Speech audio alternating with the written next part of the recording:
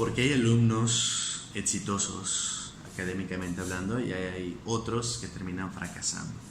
Esta es una de las cuestiones que más inquieta a los padres de familia con los que solemos trabajar, y es una de las cuestiones que más me preocupan a mí, no solamente como educador o como psicólogo, también me preocupa mucho como padre de familia. Tengo dos niños que son totalmente diferentes uno del otro y ambos me han enseñado muchísimo respecto a lo que viene siendo el papel de papá, el papel de familia en el ámbito educativo, y es lo que vamos a hablar hoy.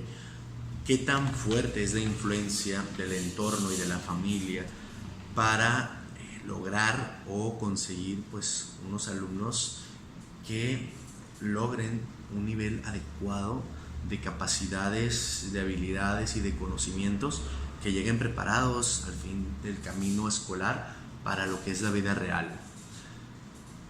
Es un tema muy complejo, no vamos a abarcarlo todo completamente. Sin embargo, si quiero definir algo para ti papá, para ti mamá que estás viendo este video, o para los maestros, los educadores que están teniendo que crear a lo mejor pues, un taller para padres o que quieren trabajar mejor con sus papás. Tenemos que entender que la educación es un acto doble, es un acto tanto personal como social. No podemos aprender de la misma manera en ambientes diferentes. Es muy difícil, imagínate, para un niño que está en una situación de total abandono, acudir a la escuela. Está mucho más fortalecido en ese sentido, o tiene más posibilidades de éxito un niño donde su ambiente no solamente es más sano, donde sus capacidades socioeconómicas le permiten a la familia pues ocuparse de manera más íntegra en el papel educativo. Estos casos no son rigurosamente así siempre, ¿no? Están lógicamente todas esas situaciones donde niños que, a pesar de todas las condiciones, a pesar de no tener nada que los apoye o a nadie que les ayude en el ámbito escolar, pues logran salir adelante y que incluso logran obtener resultados mucho mejores que los niños que lo tienen todo, ¿no? Esas ya son particularidades y peculiaridades, pero no podemos en el ámbito de la responsabilidad decir que solamente tenemos que esperar que todos sean así. Lo más lógico es que entre mejor sea el ambiente y las posibilidades de recibir una buena educación o de llevar a cabo un buen proceso educativo, pues mejor fortalecido, más capaz va a ser nuestro alumno, nuestro niño, nuestro hijo de lograr buenos resultados. Solo podemos aprender lo que amamos, es una premisa de las neurociencias. Solamente eso que nosotros podemos considerar como algo valioso puede ser aprendido, y esto es algo que actualmente está muy debilitado en los estudiantes.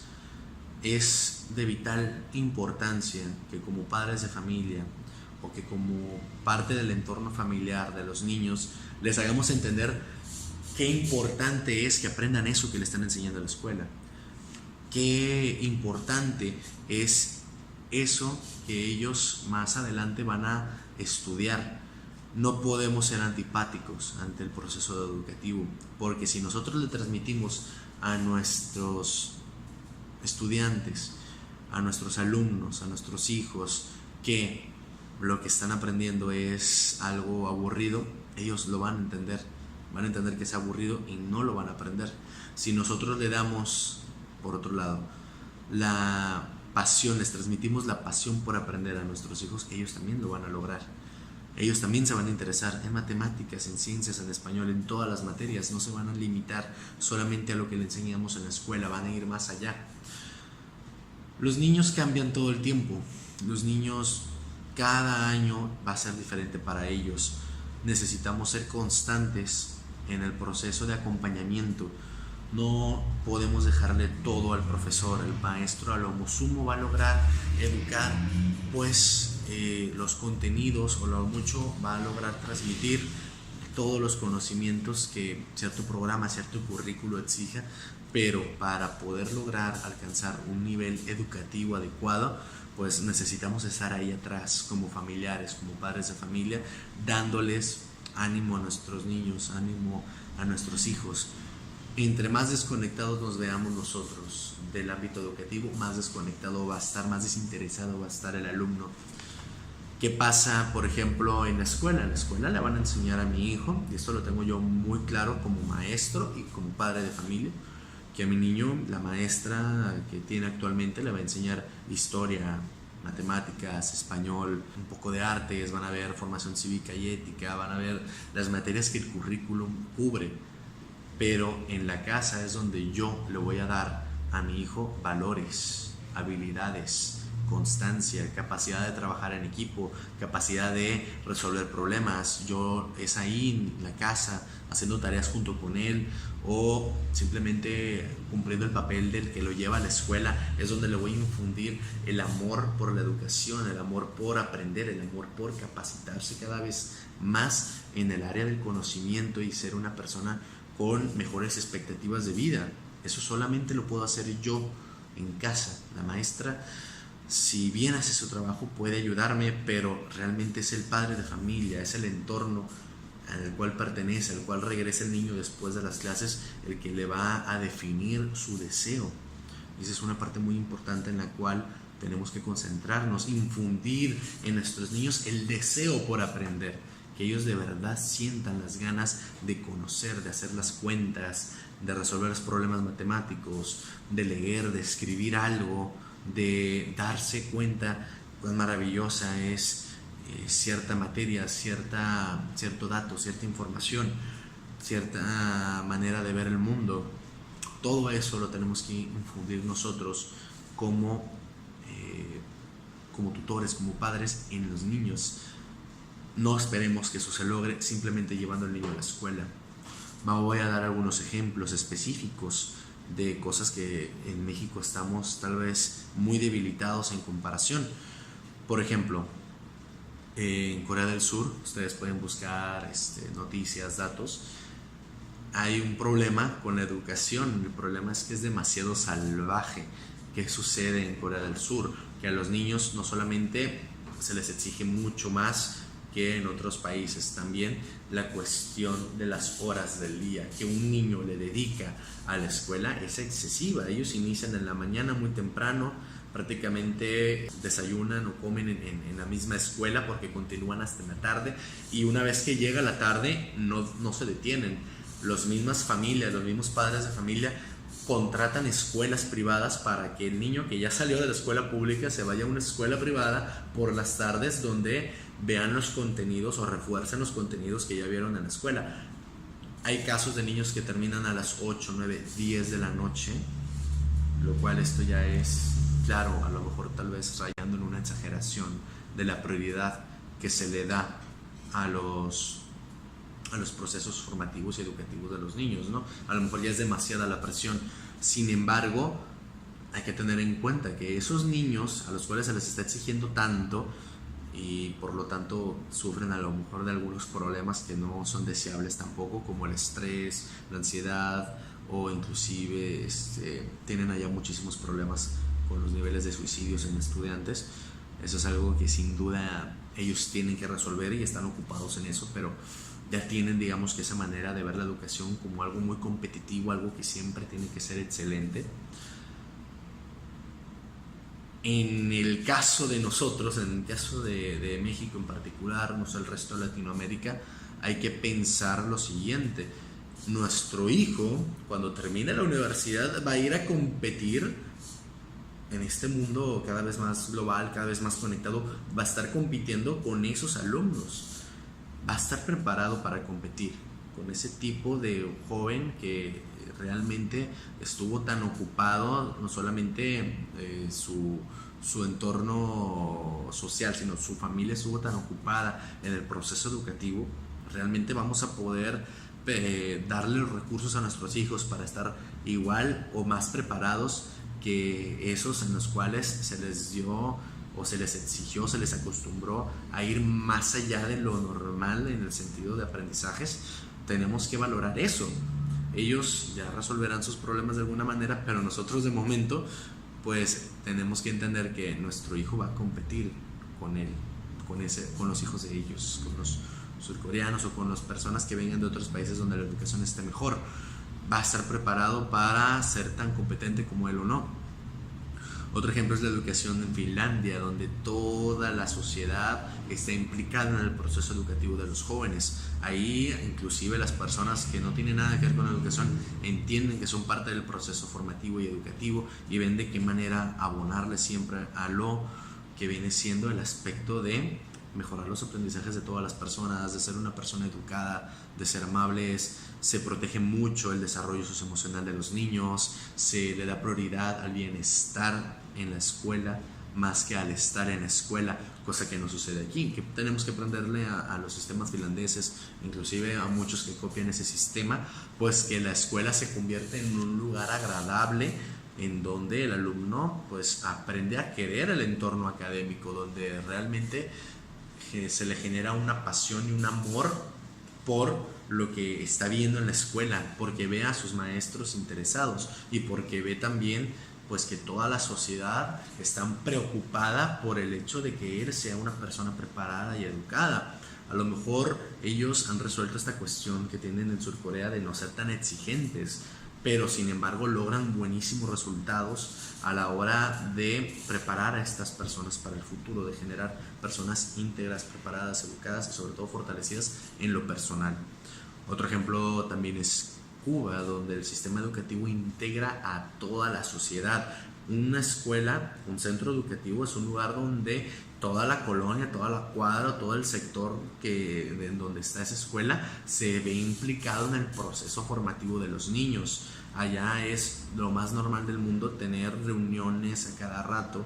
Allá es lo más normal del mundo que por las tardes se hagan festivales, de que sea un centro cultural la escuela, y eso es algo que le hace muchísima falta también pues, a una sociedad mexicana que está tan dividida y tan abatida por la violencia y la falta de cultura. Esos son aspectos que le podemos copiar a algunos ejemplos de países donde pues va más allá de simplemente ir y dejar al alumno afuera de la escuela e irlo a recoger a la hora de la salida, ¿no? Eso nos tiene que enseñar mucho lo que están haciendo en otros lugares, porque nuestros hijos, al fin y al cabo, van a terminar compartiendo el mundo con esas personas.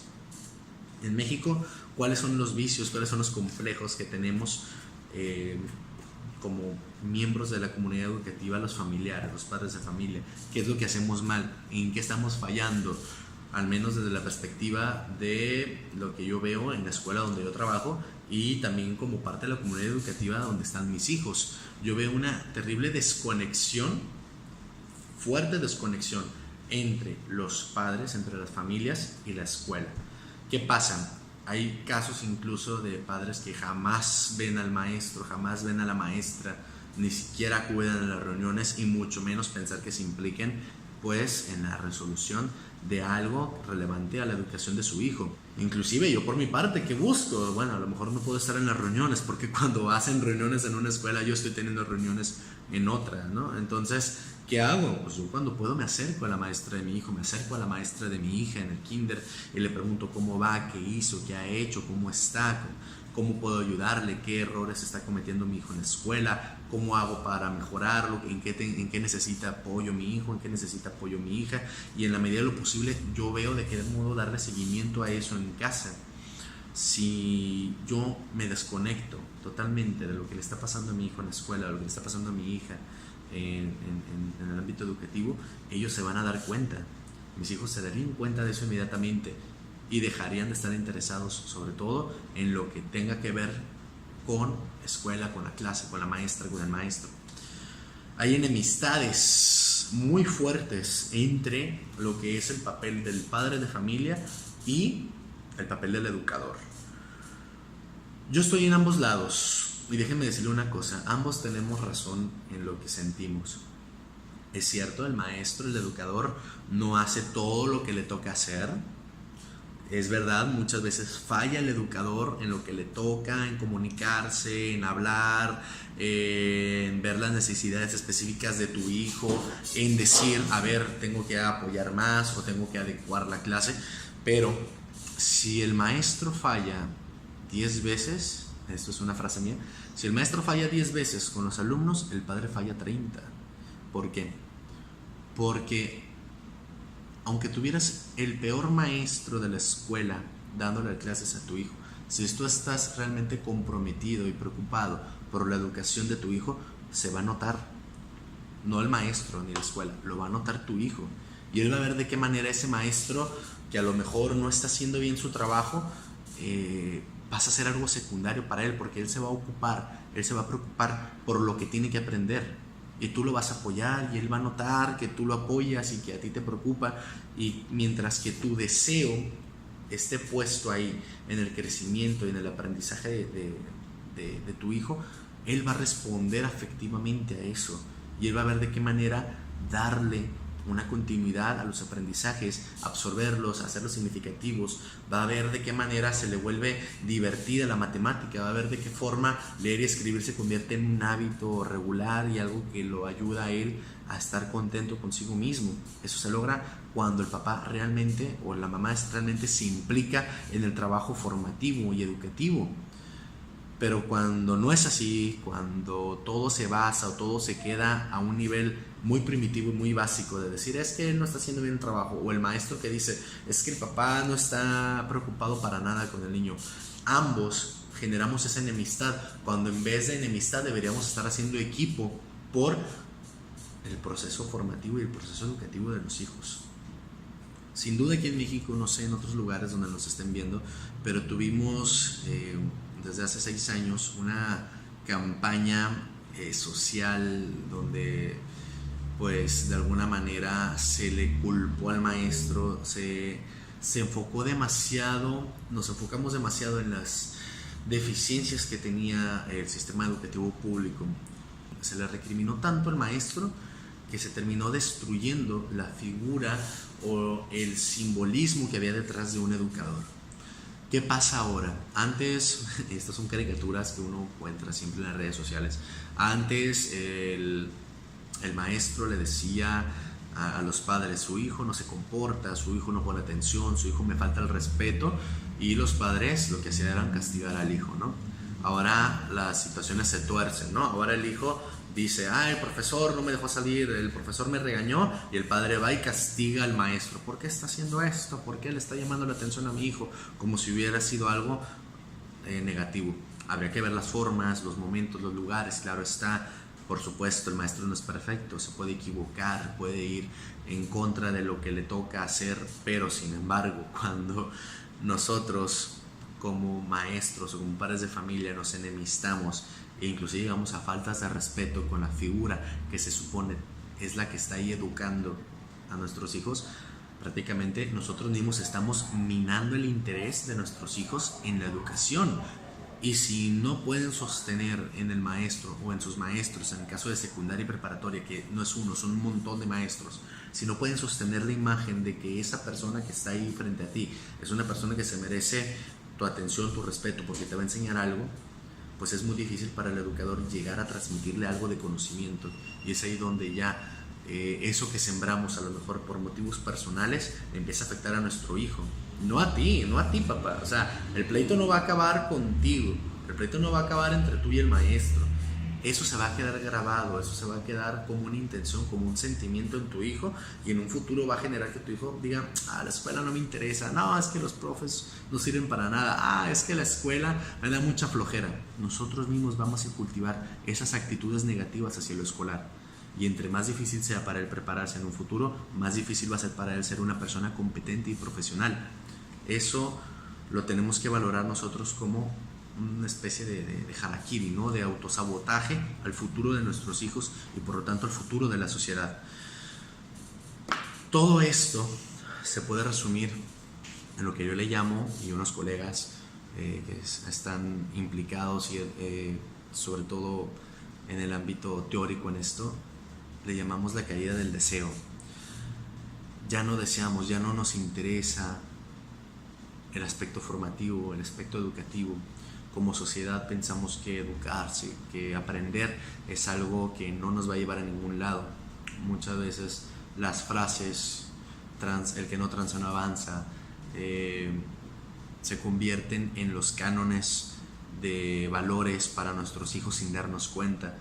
También tenemos que ver quiénes son los ídolos de nuestros hijos. Muchas veces son personas sin educación, muchas veces son personas que no han ni siquiera alcanzado niveles mínimos en el sentido de la preparación. Deja tú lo académico, en lo personal. Se idealizan a personas que suelen estar totalmente desintegradas en todo aspecto, sobre todo en el aspecto de comportamental. Y esto genera que, por lo tanto, nuestros hijos, sus arquetipos, las personas a las que ellas se quieren parecer, pues sean un modelo a seguir. Estoy hablando de todo tipo de personas, desde artistas hasta tú, papá de familia. Si tú no le logras infundir a tu hijo el amor por el conocimiento, el amor y el respeto por las figuras de autoridad que es el maestro, la maestra, el educador, si tú dejas esa parte debilitada, para tu hijo va a ser muy difícil entender eso que se le da en la escuela. Y créeme, lo que se da en la escuela es increíblemente valioso. No terminamos nosotros tal vez de entender el daño que le hacemos a nuestros hijos cuando los hacemos pues fóbicos a la escuela. Tenemos que abrir espacios para que vuelva a haber ese enamoramiento al ámbito educativo, que de nuevo aprender sea algo positivo, que no sea algo obligatorio, que el amor por las ciencias, las artes, la matemática, la literatura sea algo que podamos infundir en casa y no algo con lo que tengan que cargar en la escuela. Espero que les haya gustado este video. Es el segundo que subimos a nuestra plataforma. El primero hablábamos acerca de temas más relacionados con la innovación educativa, más orientado a lo que es el aspecto de la preparación de los maestros de las escuelas del siglo XXI. Espero que les haya gustado este nuevo contenido. Esperamos ir mejorando poco a poco. Les decía, en un video de presentación que tenemos en Facebook vamos a ir haciendo algunas entrevistas también con personas muy profesionales y muy capacitadas en el ámbito educativo y en el ámbito formativo de personas profesionales. Espero que nos sigan, que nos agraden, ayúdenos a compartir este contenido. Es hecho de ustedes y para ustedes. Y próximamente vamos a estar hablando o vamos a estar dedicando un video específicamente para alumnos, especialmente para el área de alumnos en nivel secundaria, preparatoria y universidad, sobre todo para estos últimos, los universitarios, porque sentimos que ellos también necesitan cambiar la manera en la cual están mirando sus procesos educativos. Espero que nos veamos aquí pronto. Hasta la próxima.